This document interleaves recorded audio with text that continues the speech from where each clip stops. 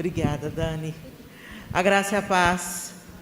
Tudo bem com vocês, meninas? E rapazes também, respeitosamente. A gente está muito feliz e é tão legal. Essa é a palavra, legal mesmo, legal. A gente está aqui, eu não vou procurar uma palavra mais elaborada, porque eu me sinto em casa, na Igreja Batista do Lago Norte.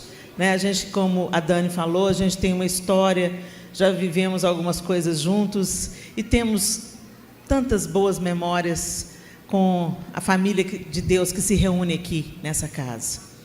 E a gente está feliz de estar aqui mais uma vez para levarmos uma recalchutada, né, gente? O que é SPA? A sigla SPA significa Saúde pelas Águas. Vocês sabiam disso? Também não. Fiquei sabendo quando eu estava pesquisando, pesquisei para cá. SPA, Saúde pelas Águas. E aí, imediatamente, a gente se lembra daquele que falou, eu sou a fonte da água da vida. Então, se ele é ele não falou, eu sou uma fonte da água de uma vida. Não, ele falou, eu sou a fonte da água da vida. Então, se tem saúde pelas águas, é a água que vem dele. Ele é a fonte. Eu queria compartilhar com vocês hoje a história de 3 mulheres. Eu gostaria que vocês ficassem bem atentas, nós vamos usar bem a Bíblia. Eu queria que vocês caminhassem comigo. Então, abra comigo Gênesis capítulo 38. Nós vamos ler aí um capítulo um pouco estranho e dramático, mas fica ligada. Gênesis 38, e eu vou usar a linguagem NVI. Por essa época, Judá deixou seus irmãos e passou a viver na casa de um homem de Adulão chamado Ira. Por essa época, que época, Helena? Os irmãos de José, os filhos de Lia, os filhos de Raquel, e das concubinas de Jacó, haviam lançado José na cisterna. Vocês lembram desse episódio? Pois é, e foi nesse tempo em que José viveu aquele conflito com os irmãos e foi lançado numa cisterna e disseram para o pai que ele tinha sido morto por uma fera. Foi nesse tempo que Judá deixou seus irmãos e passou a viver na casa de um homem de Adulão chamado Ira. Judá, o 4º filho de Lia com Jacó. Judá, aquele que deu nome à tribo de onde viria o Messias. Todo mundo localizado? Pois é. Foi morar lá com um homem de Adulão chamado Ira. Ali Judá encontrou a filha de um cananeu chamado Suá e casou-se com ela. Ele a possuiu, ela engravidou e deu à luz um filho, ao qual ele deu o nome de Er. Tornou a engravidar, teve um filho e deu-lhe o nome de Onã. Quando estava em Quezibe, ainda outro filho e chamou Selá. 3 filhos. Judá escolheu uma mulher chamada Tamar para Er, seu filho mais velho. Mas o Senhor reprovou a conduta perversa de Er, filho mais velho de Judá, e por isso o matou. Então Judá disse a Onã, case-se com a mulher do seu irmão, cumpra as suas obrigações de cunhado para com ela e dê uma descendência a seu irmão. Pausa. Para você que não entende, gente, aqui a gente está num outro contexto cultural, ok? A gente está num outro tempo histórico e cultural, com valores morais diferentes dos valores que nós temos hoje, ok? E o costume aqui é o seguinte, se a viúva, se eu me caso com um homem, então lembra comigo, pensa comigo, o valor da mulher, ele está totalmente atrelado ao casamento e à maternidade, 100%. 100%, ok? Por isso que o Senhor manda cuidar das viúvas e dos órfãos, porque uma mulher ficar viúva era uma tragédia. Ela não tinha outras possibilidades, não é como é aqui no nosso evangelho ocidental, no nosso tempo, tantos 1000 anos depois, onde a mulher viúva continua trabalhando e sustenta seus filhos. Não era como é hoje, E também aqui a gente tem que ver a cabeça do Ocidente, a cabeça do Oriente. Em muitos lugares no Oriente, a viúva ainda continua passando por muita dificuldade. Até pouco tempo na Índia, a viúva era amarrada ao cadáver do marido e queimada junto com ele. Para vocês terem uma ideia, relativamente, historicamente, muito pouco tempo, há 30 anos atrás, se eu não estou enganado. Entendeu? Então, o Oriente e o Ocidente têm maneiras de pensar muito diferentes. Então, não se choca, não, tá? Porque a gente está aqui dentro de um contexto cultural. E dentro desse contexto cultural há um costume. Se a mulher fica grávida, fica viúva, sem filhos, o irmão casa com a mulher para levantar, para suscitar descendência a seu irmão. Então, o irmão do falecido casa para que o falecido gere filhos através dele. Vocês entenderam?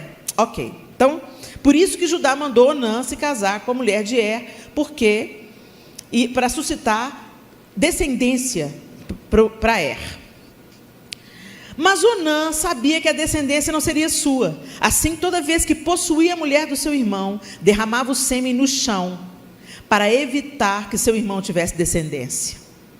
O Senhor reprovou o que ele fazia e por isso o matou também.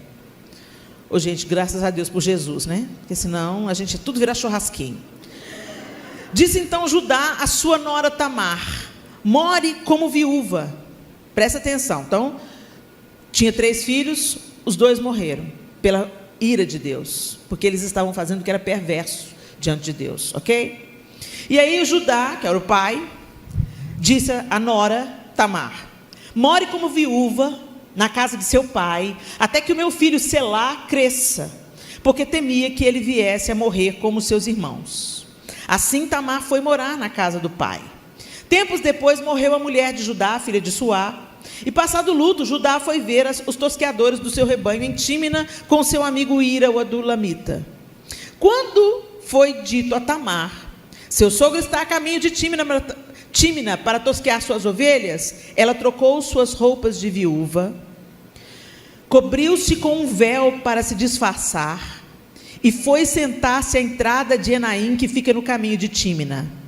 Ela fez isso porque viu que, embora Selá já fosse crescido, ela não lhe tinha sido dada em casamento. Quando a viu, Judá pensou que fosse uma prostituta, porque ela havia encoberto o rosto. Não sabendo que era sua nora, dirigiu-se a ela à beira da estrada e disse: vem cá, quero deitar-me com você. Ela lhe perguntou: o que você me dará para deitar-se comigo?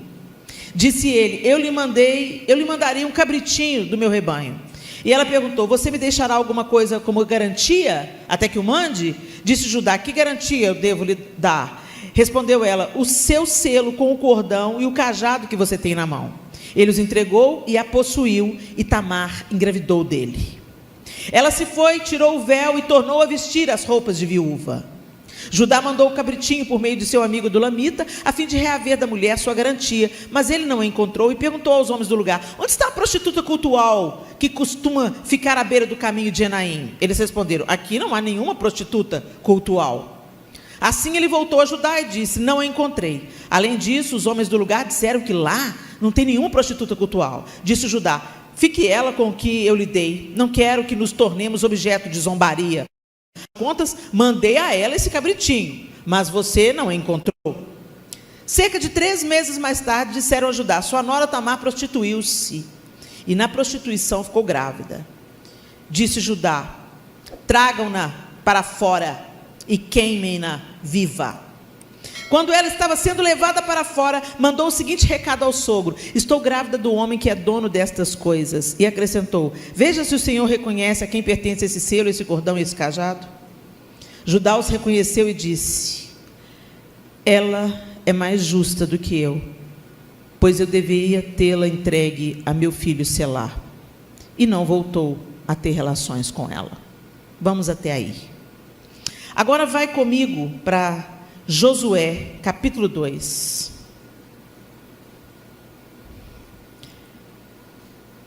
Aqui a gente se depara com a história de outra mulher, Raabe. Então Josué, filho de Num, enviou secretamente de Sitim 2 espiões e lhes disse: vão examinar a terra, especialmente Jericó. Eles foram e encontraram na casa de uma prostituta chamada Raabe, e ali passaram a noite. Todavia o rei de Jericó foi avisado: alguns israelitas vieram aqui essa noite para espionar a terra. Diante disso, o rei de Jericó enviou essa mensagem a Raabe: mande embora os homens que entraram em sua casa, pois vieram espionar a terra toda. Mas a mulher que tinha escondido os 2 homens respondeu: é verdade que os homens vieram a mim, mas eu não sabia de onde tinham vindo. Ao anoitecer, na hora de fechar a porta da cidade, eles partiram. Não sei por onde foram. Corram atrás deles, talvez os alcance. Ela, porém, os tinha levado para o terraço e os tinha escondidos sob os talos de linho que havia arrumado lá.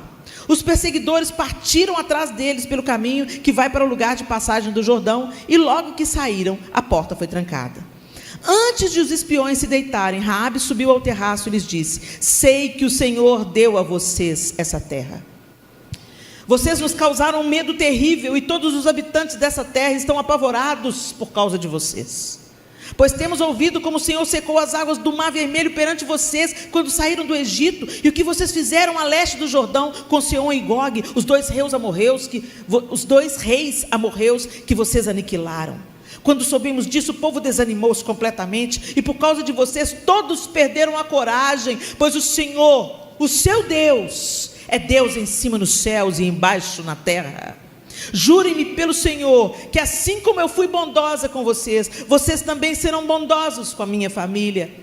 Dê-me um sinal seguro de que pouparão a vida de meu pai, de minha mãe, de meus irmãos e de minhas irmãs, e de tudo que lhes pertencem. Livrem-nos da morte, a nossa vida pela vida de vocês.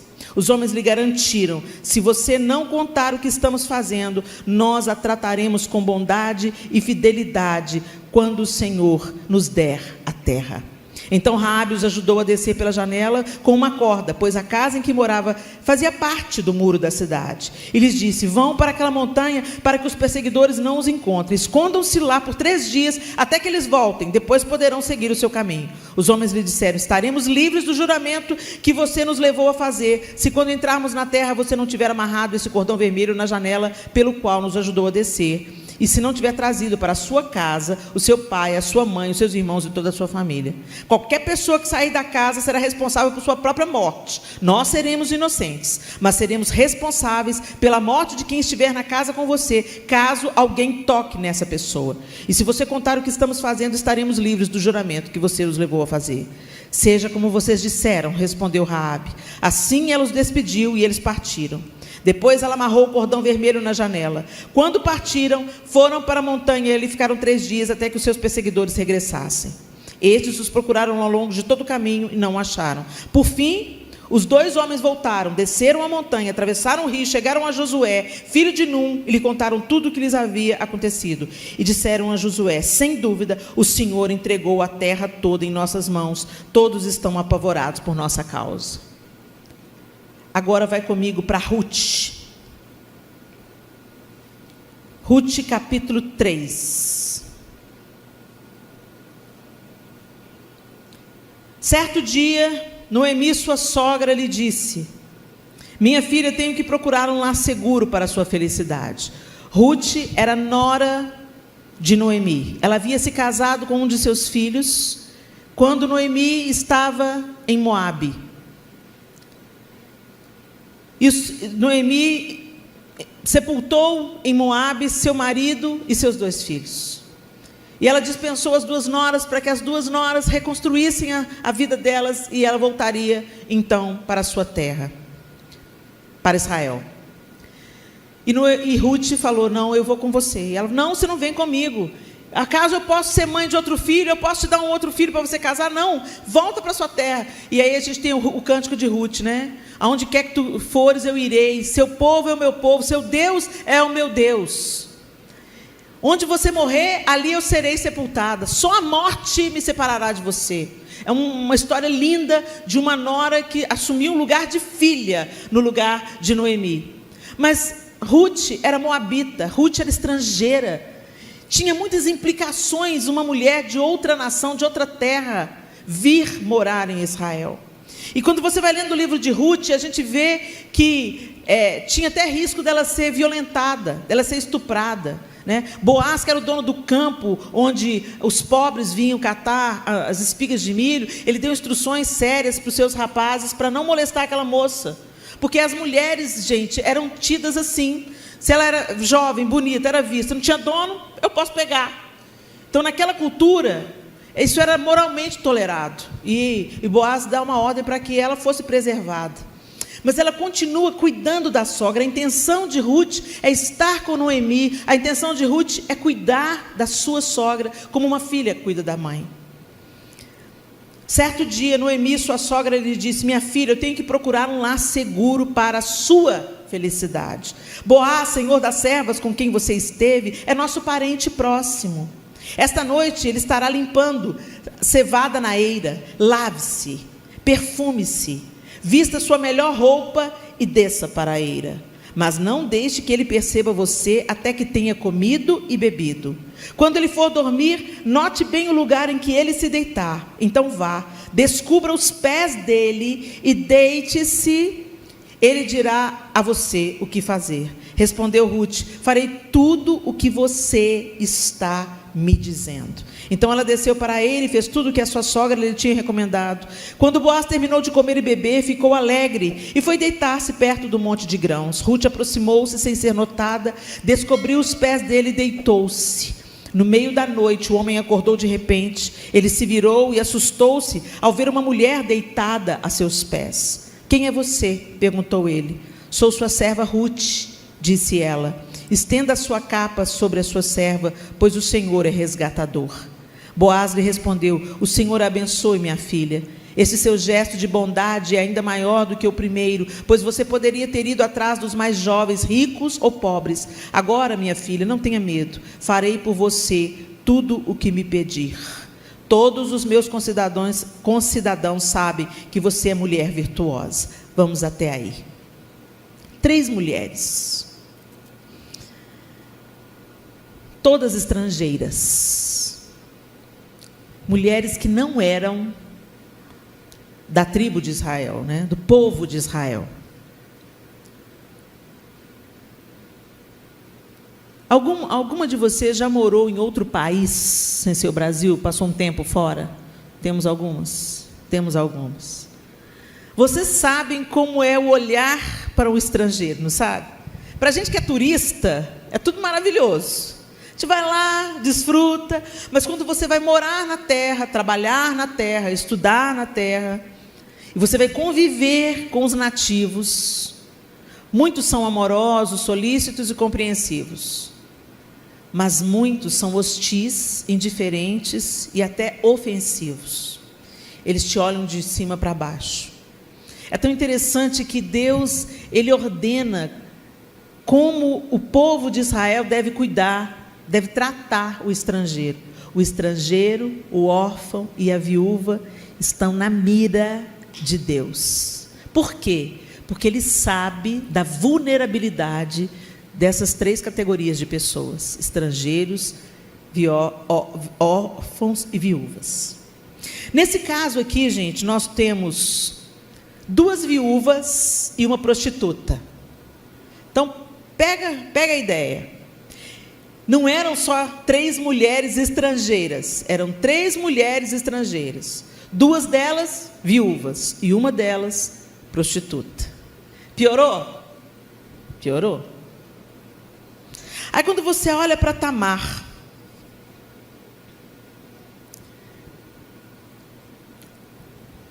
e você vai vendo a história descrita, parece para a gente, como eu digo, com a nossa mentalidade ocidental, um pouco absurdo. Como assim, gente? Judá ficou viúvo? Já foi pegar uma prostituta? Mas o texto, o relato, trata apenas como relato. É assim que era, né? O juízo de valor daquela época não estava no fato de um viúvo se deitar com uma prostituta para se resolver sexualmente. O juízo de valor daquela época estava, por exemplo, o peso estava, por exemplo, em cumprir a sua palavra, em cumprir a promessa empenhada. Era tão sério que Jacó, gente, desculpa porque eu estou trocando os nomes tudo, tá?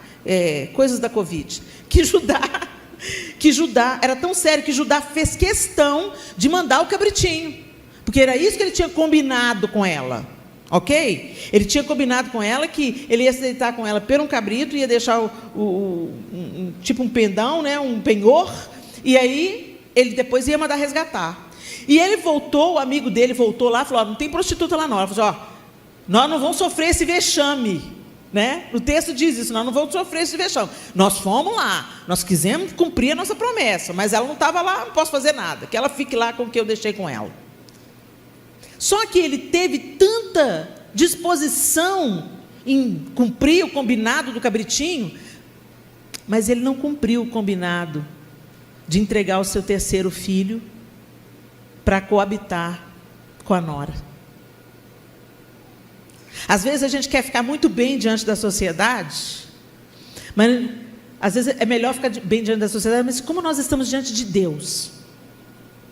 Quando a coisa pega para nós, né? Quando a coisa pega para o nosso lado, porque qual que era o medo, qual que era o problema de Judá aqui? Judá estava com medo do filho ser morto também. Só que ele estava pondo a responsabilidade, então secretamente, da morte dos seus filhos, na mulher. Mas não é isso que o texto bíblico diz para a gente. O texto bíblico diz para a gente que os culpados eram os filhos dele. E é tão interessante como a gente põe pano quente no que é nosso e culpa terceiros. Não é assim? Tem maldição que entra na nossa casa, gente, feridas que entram na nossa vida, e a gente sempre gosta de culpar alguém. Ah, mas foi o meu tio que me abusou. Ah, mas foi o meu pai que me abandonou. E a gente fica nessa lenga-lenga. Tá, mas o que Deus tem feito por você? E o que Ele pode fazer por você? Será que a gente está vivendo assim como Judá, né? Responsabilizando terceiros e agindo em nome dessa responsabilização de terceiros, agindo de um jeito que Deus reprova? Pondo pano quente nos nossos próprios erros, nos nossos próprios equívocos. É tão interessante, gente, que Deus havia prometido uma descendência a Abraão. E todo mundo na casa de Abraão sabia da promessa de Deus. Então Abraão sabia, Isaac sabia, Jacó sabia, e certamente todos os filhos de Jacó sabiam da promessa de Deus. O primeiro filho de Judá não deu descendência a Abraão. O segundo filho de Judá não deu descendência a Abraão. Mas ainda assim ele sonegou, ele escondeu o seu terceiro filho. E o seu terceiro filho já era um homem, mas ele fez vistas grossas, mandou a mulher passar o resto da vida dela. Ele condenou Tamar à viuvez perpétua. Porque, gente, ela poderia ter se casado novamente com outro homem que a quisesse desposar. Mas ele falou assim: põe as vestes da sua viuvez, volta para a casa de seu pai e espera. Ela confiou. Quantas vezes você está aqui, mas dadas as devidas proporções, você recebeu orientações na sua vida, conselhos na sua vida? Espera. Eu vou fazer promessas na sua vida, e isso te colocaram no lugar de uma espera perpétua. Isso gerou uma insegurança em você, e te decepcionaram, frustraram os seus planos, pararam a sua vida, e hoje tudo que você faz é uma reverberação desse momento, desse lugar onde você foi ferido. Mas tem uma característica nessa mulher. Então ela foi desprezada. Ela foi desprezada. Ela foi usada, porque Onã se deitava com ela, queria desfrutar dela, mas não suscitava uma descendência. E por isso ele foi reprovado diante de Deus. O que ele fez era perverso diante de Deus. Eu acho uma graça a mulherada que fala que Deus é machista, que a Bíblia é machista, porque não leu, né? Vai ler a Bíblia para você ver como é que Deus toma causa dessas mulheres aqui, como Tamar, como Raabe e como Ruth, e como tantas outras. Ele fez o que era mal com aquela mulher. Ele usou aquela mulher sem suscitar uma descendência, sem fazer dela uma mãe, dar a ela filhos que poderiam cuidar dela na velhice dela. Ele deixou ela desprotegida, por egoísmo, por pensar somente em si. Não, isso não é descendência para mim, é descendência para o meu irmão, só vou usar. Mas na hora da relação sexual, ele deitava o sêmen na terra. E por isso o Senhor o matou. E aí vem o sogro e promete: não, meu filho ainda é pequeno, mas quando ele for homem, ele vai suscitar descendência. E ela ficou vestida com as vestes da sua viuvez. Quanto tempo, gente? A gente não sabe, a Bíblia não diz, mas certamente se passaram anos aqui. Judá ficou viúvo, Selá cresceu.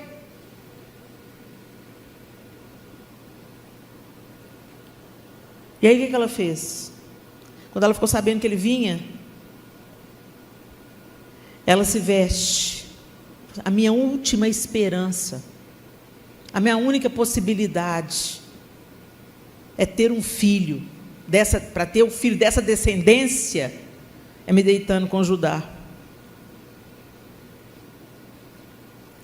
Tamar foi uma mulher que perseverou e buscou. Ela foi atrás. Ela podia ter se entregado ao vitimismo. Ela podia ficar reclamando pela vizinhança. Ai, fui condenada a viuvez eterna. Ah, meu sogro me desonrou. Meu sogro não cumpriu o combinado. Cadê o meu outro marido? Já está adulto, já pode suscitar uma descendência, mas eu estou condenada. Os anos estão passando para mim. Ó vida, ó céus, ó azar. Eu vou me sentar em cima da minha dor. Não foi isso que ela fez. Ela tirou a veste de viuvez. Ela colocou outras vestes e cobriu o rosto. O que deu a entender. Ela não se apresentou como prostituta. Deu a entender a ele que ela era uma prostituta porque ela cobriu o rosto. Ela não queria ser reconhecida. Ela sabia o que ela estava fazendo. E aí, quando a gente olha com esses olhos, sem o prumo da nossa sociedade ocidental, a gente reconhece que Tamar foi uma mulher ousada, foi uma mulher corajosa, e que teve iniciativa. Ela foi buscar a solução do seu problema, ela foi buscar a cura para o seu vazio, para a sua necessidade. Porque se nenhum homem ia cuidar dela, pelo menos os filhos. Ela iria suscitar uma descendência para Abraão e a bênção de Deus estaria sobre ela. Será que você tem buscado a sua cura? Ou será que você está sentada no lugar do vitimismo? Responsabilizando terceiros, reclamando para todo mundo, menos falando com a pessoa que você tem que falar. Você já pensou, gente, que às vezes a gente fala das nossas dores para todo mundo, mas não fala para quem pode resolver? A gente não chega para Deus, rasga o nosso coração, fala: Senhor, eu estou me sentindo azeda, amarga, eu preciso que o Senhor coloque a sua doçura dentro de mim, para eu conseguir perdoar fulano, para eu conseguir prosseguir. Senhor, eu preciso do teu perdão, eu preciso da tua restauração, eu preciso da tua cura. Ô, gente, para a gente buscar algo que nos foi roubado, algo que nos foi tirado em Deus, que está em Deus, e só Deus é que nos restitui de fato.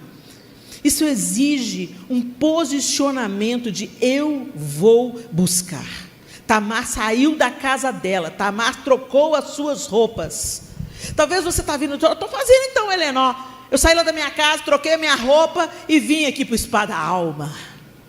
Aqui, gente, é um start. Aqui nós vamos te provocar. Mas a sua busca, ela se dá no seu quarto. Ela se dá no seu tete a tete com Deus. Eu recebi muita ajuda na minha vida, no meu processo de cura da alma, de libertação.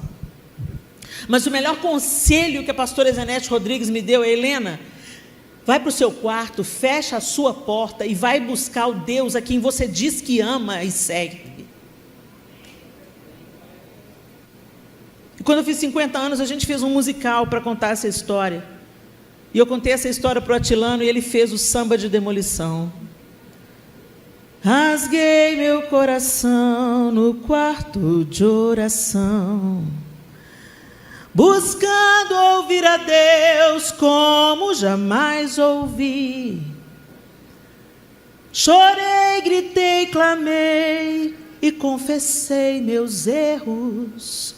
Expus a minha dor ao meu Senhor. No tete a tete assim com Deus eu fui dizer: eu não aguento mais, transforme o meu ser. Bati, gemi, pedi e insisti, me cure. Expus a minha dor ao meu Senhor. Depois vocês assistem lá no YouTube, gente. Mas o fato é que o samba de demolição era exatamente esse tempo de oração. Aos pés do Senhor, e eu fui rasgando e confessando os meus pecados, falando: Senhor, eu sou podre, eu sou invejosa, eu sou mentirosa, mas eu não quero mais ser. Eu não quero continuar do jeito que eu estou.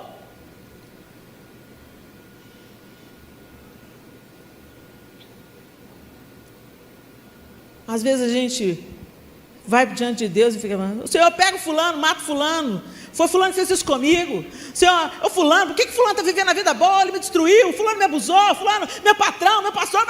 Para de falar dos outros, para de fofocar para Deus. Fala do que está dentro de você, que está te ferindo. Confessa o seu pecado. Rasga o seu coração. Diz para Deus o que não está legal. E deixa Ele curando. Deixa Ele trocando o fardo com você. Tamar gerou a Perez, que gerou Esrom. Esrom gerou Arão, Arão gerou Aminadab, Aminadab gerou Naasson, Naasson gerou Salmão, Salmão gerou Boaz, cuja mãe foi Raabe. Olha, chegou na outra. Raabe, a prostituta, mãe de Boaz? A prostituta, com tudo que esse nome carrega. Foi a prostituta que disse: nós ouvimos falar o que o Deus de vocês está fazendo. Nós ouvimos falar que Ele secou o mar diante de vocês. Nós ouvimos falar o que Ele fez com os dois reis amorreus. E está todo mundo apavorado.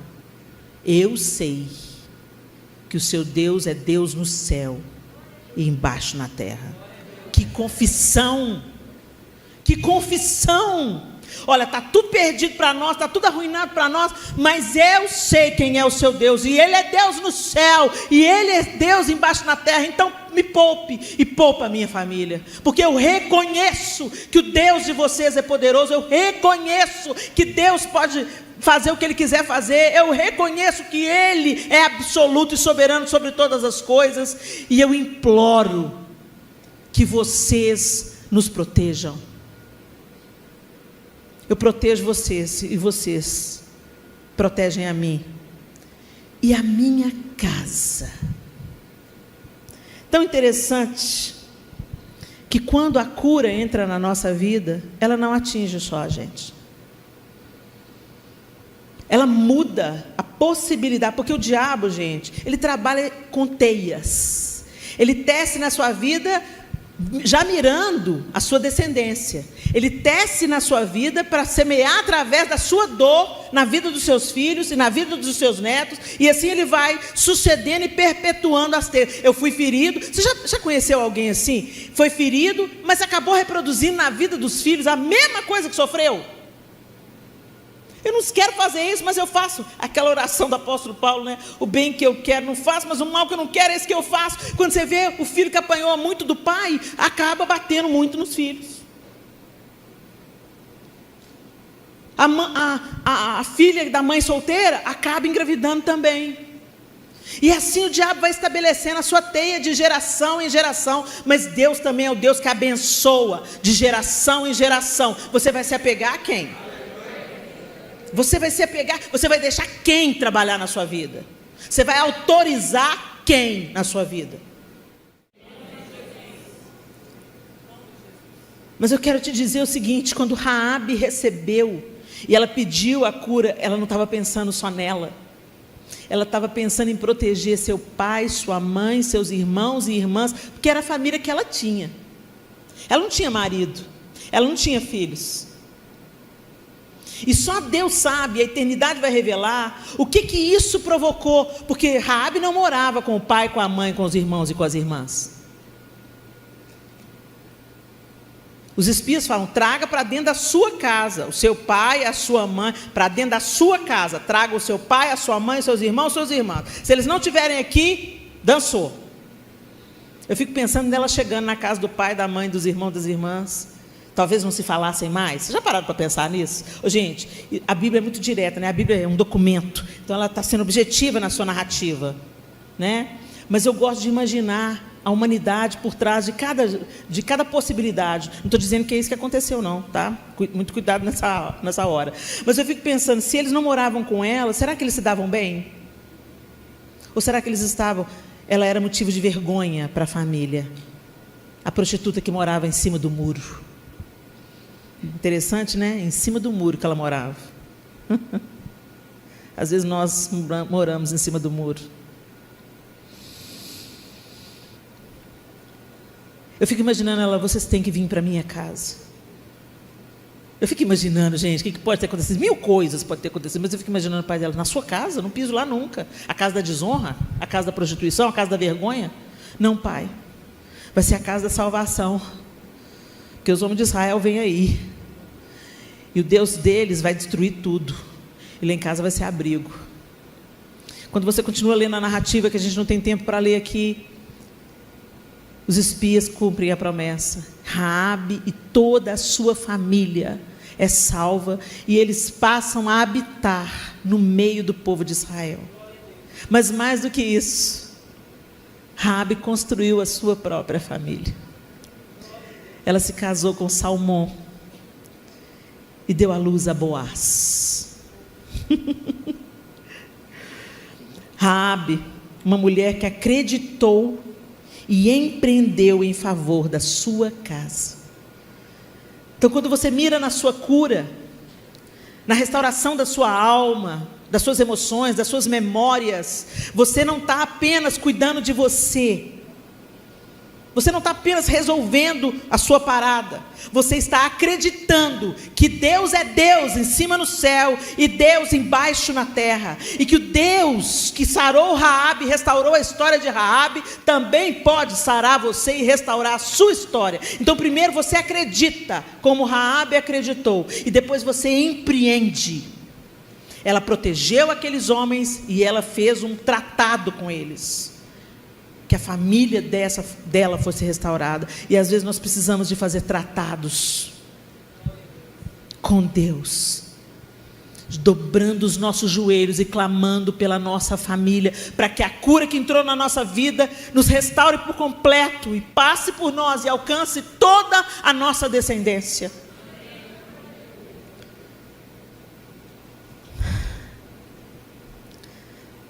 Salmão gerou Boaz, cuja mãe foi Raabe. Boaz gerou Obed, cuja mãe foi Ruth. Ruth, a moabita.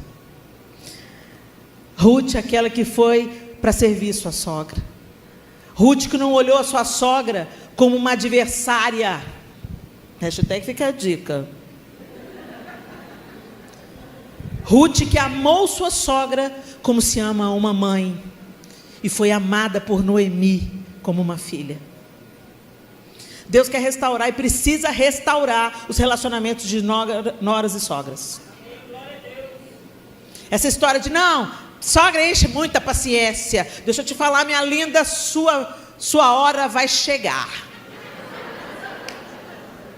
Sua hora vai chegar. E os papéis mudam. E tudo que você está plantando, você vai colher. Porque a lei da semeadura é implacável como a lei da gravidade. A gente pensa isso na hora do dízimo, mas não pensa isso na hora que a gente fala certas coisas, e não pensa isso na hora que a gente distrata a nossa sogra. Helena, mas você que não sabe o capeta que é a mãe do meu marido. Deixa eu te falar. Você já parou para pensar que ela é uma mulher que pode ter suas inseguranças? Gente, agora eu estou do lado de cá. Agora eu estou entendendo tudo. Eu passei a olhar para minha sogra com mais compaixão. Eu sempre admirei minha sogra, respeitei minha sogra. Era uma mulher extraordinária, valete, casca grossa. Passou por cada coisa na vida que eu não sei se eu teria dado conta de atravessar, não. Uma mulher valente, admirável. Mas hoje eu olho para a Singleton e falo, ainda fui lá e peguei o filho dela, Jesus, misericórdia de mim. Ela deu o melhor. Primeira coisa, o amor da minha vida carrega no DNA dele ela. Sua sogra dorme com você. Dormindo com o inimigo. Aí eu fico pensando, gente, meu relato do lado de cá agora. Eu gerei o Miguel.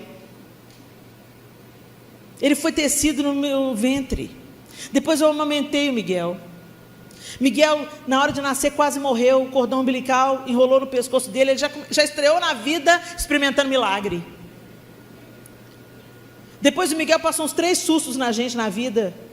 De diagnóstico errado de médico, de sair correndo com o Miguel para médico, enfim. Cada noite de febre eu estava lá. Cada clavícula quebrada, que foram 3 vezes, eu estava lá. Cada insegurança eu estava lá, chorando com ele, vibrando com ele. De repente veio a Thaís, linda, desconhecida, jovem, cheia de colágeno. Levou meu filho para a casa dela. E hoje eu sou coadjuvante. Ela é a atriz principal. É doido, gente. A gente precisa de ir preparando o coração para viver isso. Então eu olhava para a Thaís e falava assim, não estou perdendo um filho, estou ganhando uma filha, estou ganhando uma filha, estou ganhando uma filha, estou ganhando uma filha. Helena, você está ganhando uma filha. E eu assumi, vem cá, porque nos Estados Unidos, nora, não existe essa palavra nora, a tradução é daughter-in-law, ou filha na lei. Filha na lei, você vai ser minha filha na lei, você é minha filha na lei. Ganhei uma filha, agora ela é minha filha na lei. Eu nunca usei essa palavra nora, ela é minha filha na lei. Agora, diante da lei, ela é minha filha, porque se casou com o meu filho. E ela vai poder dar para o meu filho o que eu não posso dar para o meu filho. Então, queira que os dois estejam muito felizes. Mas tem mãe que não, que endemonia, pensa, eu dei de mamar, eu cuidei, e fica nessa lenga-lenga, arrastando corrente na casa dos nubentes, né? Aquela bruaca. Minha linda, se você é sogra, seja uma Noemi, seja uma Noemi. E se você é nora, seja uma Ruth. Honra a sua sogra, entenda a limitação dela, dê tempo ao tempo, e entendam, não são amores que disputam. Você, nora, nunca vai ser a mãe dele, você nunca vai ocupar esse lugar, pelo menos eu espero. Eu não quero ser mãe do João, quero ser esposa dele.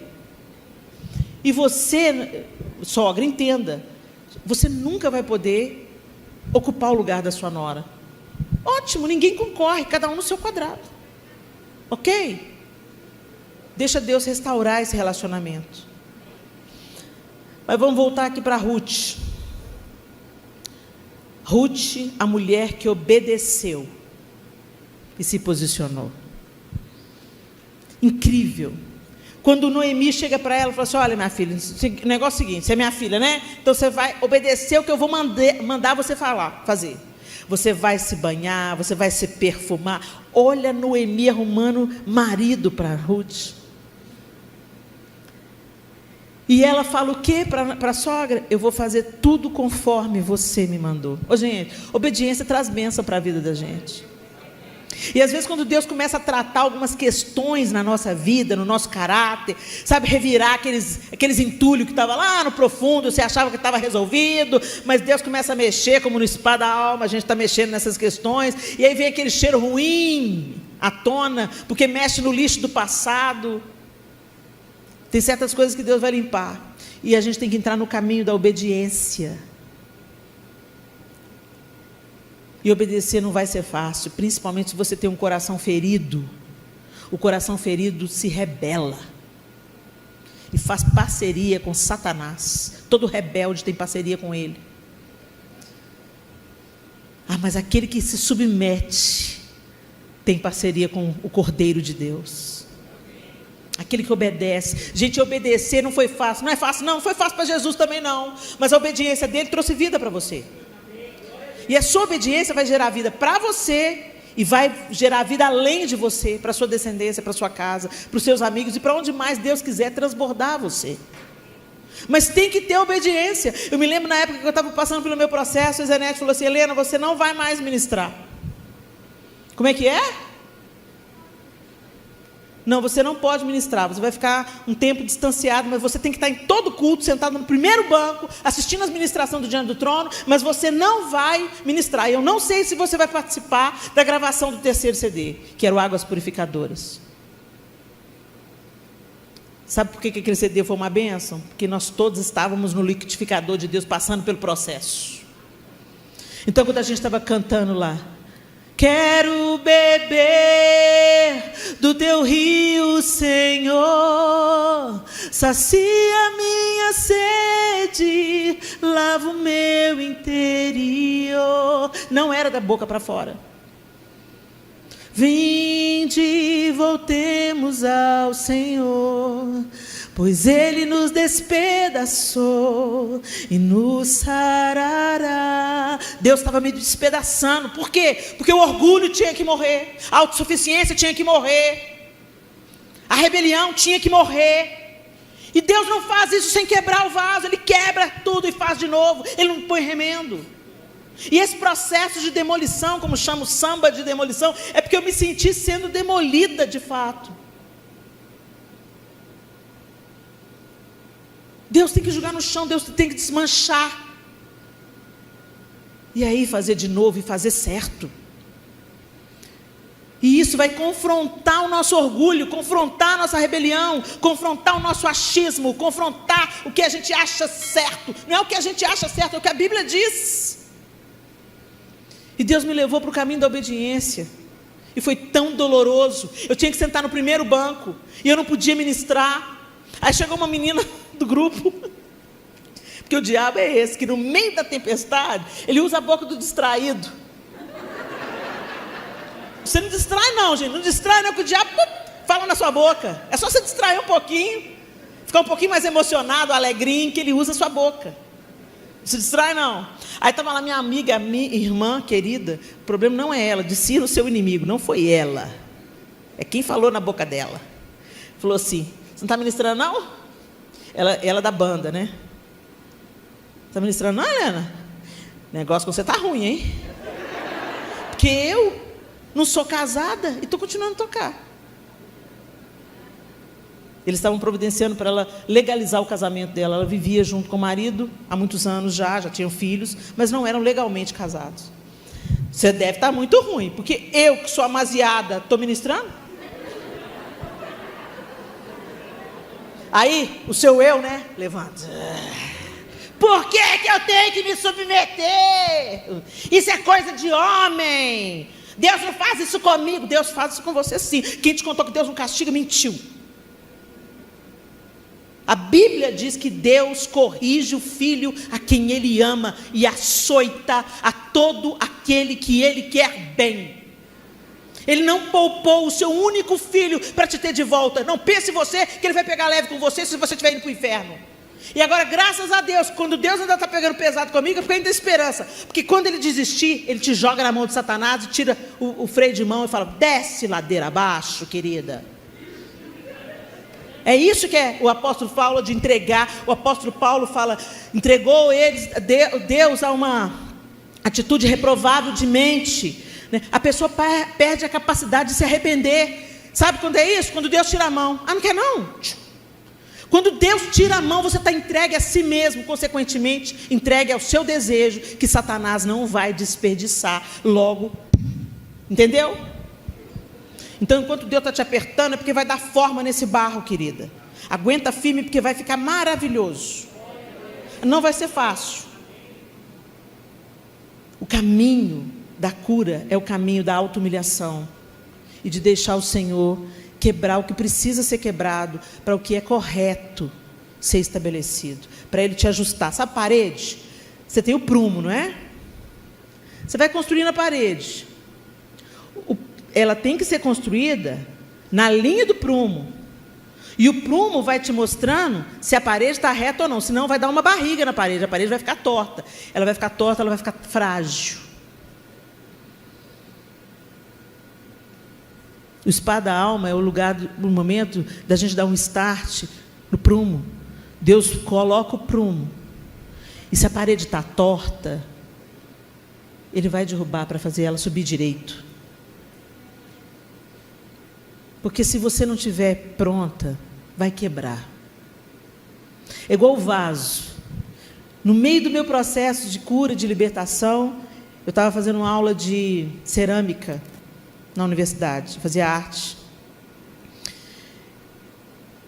E a gente trouxe o barro, a argila, e ela falou assim, abre, a professora falou, abre com o rolo. E eu abri, eu e outros alunos, tinha cada um na sua mesa de trabalho, abrimos o barro, ela falou assim, agora pega o estilete e vai passando a faquinha na vertical, em todo o barro. E à medida que a gente ia passando, uns barulhinhos na lâmina, e a gente ia tirando umas pedrinhas. Sabendo essas pedrinhas? Tem que tirar tudo.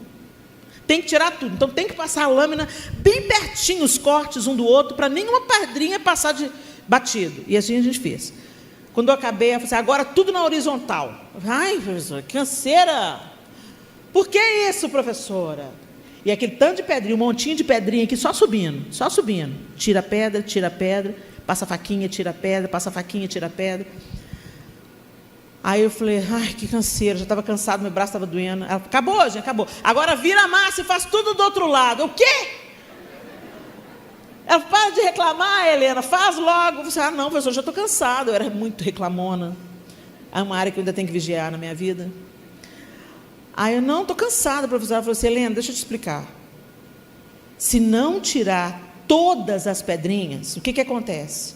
Quando você fizer a sua peça, você vai levar no forno. E quando essa peça for a altas temperaturas, a pedrinha, uma que tiver, vai rachar o vaso.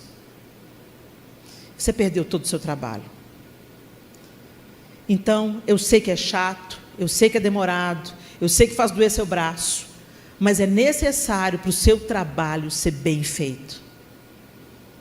E aí Deus começou a falar comigo, é isso que eu estou fazendo com você. Eu estou passando a faquinha.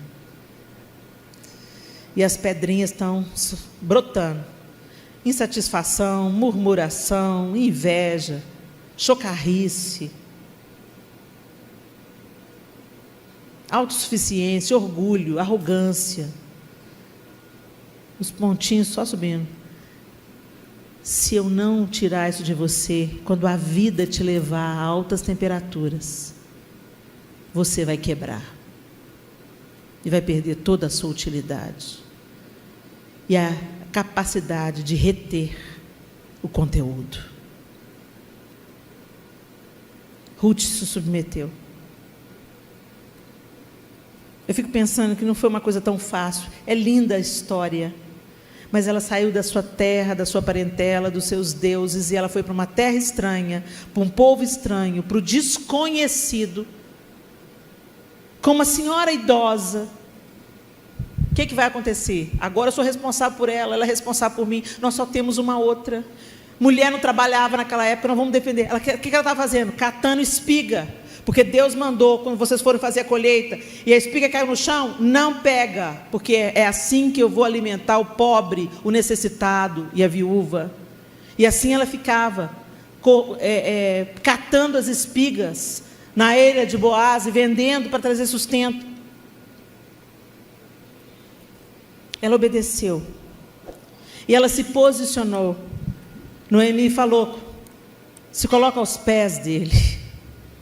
Aquilo era um gesto que Ruth estava dando uma intimada no Boaz, entendeu? Tipo assim, e aí, vai pegar ou não vai? Você vai me resgatar? Estou querendo. Ela estava dando ela estava falando, você pode ser o resgatador, porque você é parente. E ele era muito mais velho do que ela, e ele fica todo, né? Puxa, você usou de benevolência. Porque você é bonita, você é jovem, você poderia ter escolhido outro, mas você me escolheu. E eu vou te resgatar assim. Ele deu oportunidade para um outro rapaz que não quis resgatar, ele foi lá e resgatou a Ruth. E o que eu quero destacar, Cada uma dessas mulheres, Tamar perseverou e buscou. Raabe acreditou e empreendeu para o bem da sua família. E Ruth obedeceu e se posicionou. As três. Boaz, marido de Ruth, gerou Obed, cuja mãe foi Ruth. Obed gerou Jessé. Jessé gerou o rei Davi. Davi gerou Salomão, cuja mãe tinha sido mulher de Urias. Já parou para pensar nisso? O descendente do trono de Davi foi o filho de Betseba. Como é que Deus restaura tudo? Aquele filho do adultério morreu, mas o outro filho que ela teve com Davi foi o sucessor de Davi. Deus restaurando a sorte de Betseba, vitimada pela cobiça do coração de Davi.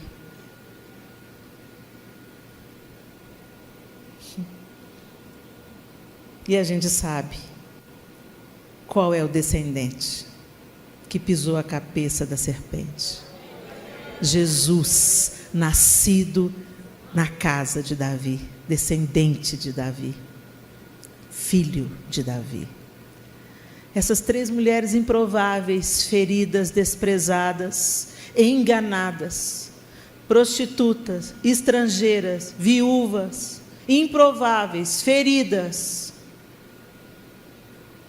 entraram na linhagem do Messias de Deus. Deus quer fazer algo em você, mas não é só sobre você. A gente gosta de ter um Deus que olhe só para o nosso umbigo, né? Sim, Deus é um salvador pessoal, e você é singular e única. Mas não se gabe. O Pai que Jesus ensinou a gente a orar, o Pai Nosso, é nosso. Pai nosso que estás nos céus, santificado seja o teu nome, venha a nós o teu reino. O meu Deus é o seu Deus, é o seu Deus, é o seu Deus, é o seu Deus. E Ele me ama, tem um plano para mim, e um plano para você, e um plano para você, e um plano para você. E esse plano todo é para a glória do nome dEle e para o estabelecimento do reino dEle. Assim como Deus colocou essas três mulheres improváveis e feridas na linhagem do Messias, Ele tem um plano para ser cumprido em nós e através de nós, que passa por nós, que cura e restaura a nossa história, e que transborda para alcançar outras pessoas, sarar outras pessoas e dar esperança a outras pessoas, porque Deus não é Deus de bolinho, de preferidos, de prediletos. Deus é o Deus que estende a oportunidade da salvação a todos, porque Deus amou o mundo de tal maneira. Nem todos vão querer, muitos vão desprezar, mas a mesa está posta para toda a humanidade. Aquele que quiser, venha e beba da água da vida. Que essa fonte jorre através de você, porque essa promessa que o Senhor deu: quem beber da água que eu lhe der, saúde pelas águas. Quem beber da água que eu lhe der, nunca mais terá sede. Mas não para por aí.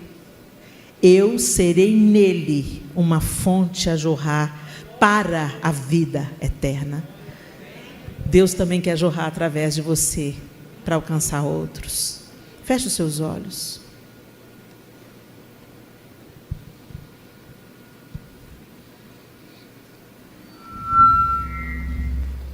Eu não sei com qual das três você se parece.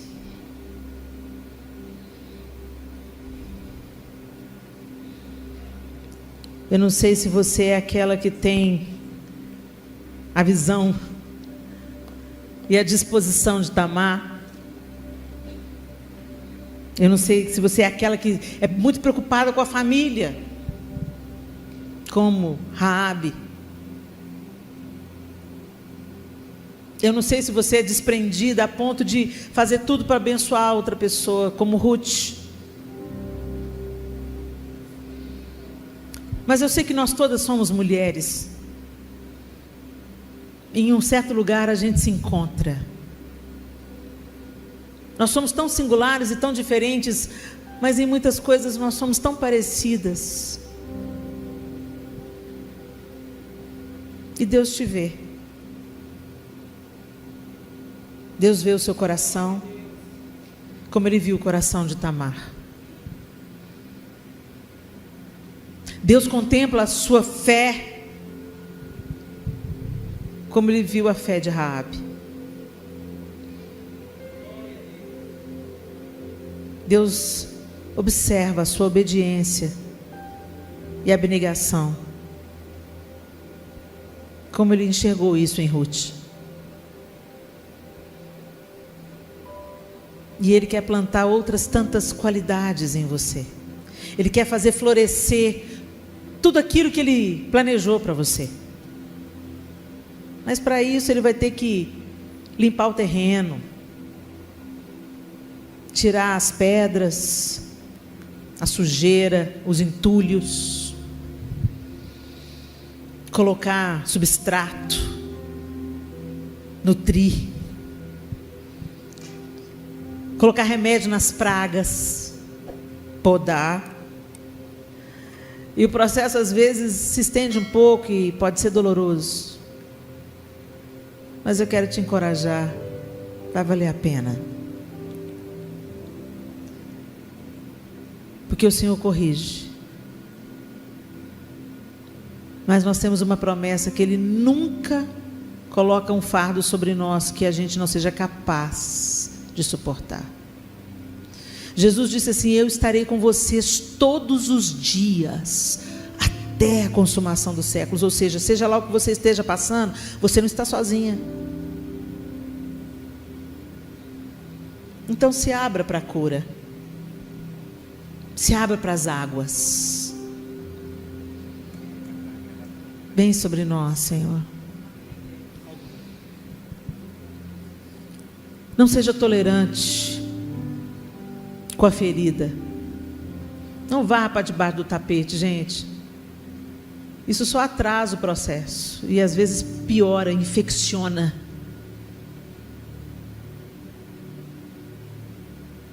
Peça ao Senhor para entrar na sua história, porque vocês são únicas, carregam também uma história única. Mas o Senhor tem todo o poder para restaurar. Como Ele restaurou Tamar, como Ele restaurou Raabe, e como Ele restaurou Ruth, colocando 3 mulheres totalmente fora do padrão, como ascendentes do Messias. Ó Deus, nós bendizemos o Teu nome nessa noite. E nós agradecemos o Senhor, porque o Senhor contempla a nossa dor e não está indiferente a ela. Como o Senhor fez de Lia, mãe de filhos, como o Senhor trouxe descendência a Tamar, como o Senhor restaurou a casa de Raabe, de toda a sua família, e deu a ela filho, um filho tão doce, tão bom, que tomou por esposa Ruth. Oh Deus, os improváveis estão na mira do Teu amor. Os desprezados, os discriminados, os feridos, os partidos, os enganados, estão na mira do Teu amor. Faz a Sua obra, aquela que só o Senhor pode operar na vida de cada uma das minhas irmãs aqui. Tira o medo, Senhor. Tira o medo e ajuda. Espírito Santo de Deus, ajuda cada uma das minhas irmãs no processo de rendição, de submissão, de obediência à Tua palavra. que elas sejam fortalecidas nos dias difíceis, para que o processo avance e para que elas floresçam para a glória do teu nome. Obrigada pela tua obra em nós. É muito bom ter as tuas mãos sobre nós, oleiro, porque as tuas digitais ficam em nós enquanto o Senhor trabalha. Obrigada, em nome de Jesus, amém. Deus abençoe vocês.